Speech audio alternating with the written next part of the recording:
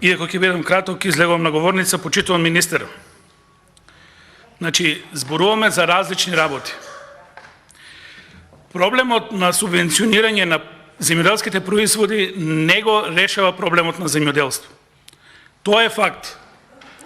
Субвенциите ги воведе ВМРО-ДПМН, добро е што ги продолживте, меѓутоа овде не завршува проблемот во земјоделието.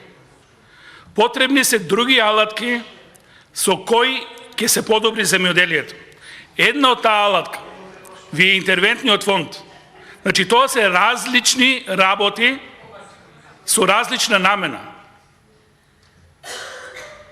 Вие субвенционирате однапред и производителите и откупувачите знаат што субвенционирате. Со интервентниот фонд вие реагирате на пазарот и на ценовните шокови. Реагирате на различни непогоди кои се случуваат во секторот. Тоа не го решават субвенциите.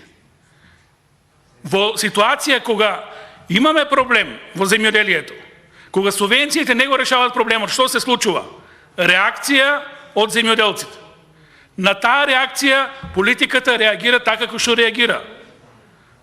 Доаѓа проблемот во собрание или преку влада, преку програмата го решавате проблемот. Тоа е гаснење на пожар. Тоа е губење на време и лоши земјоделски политики.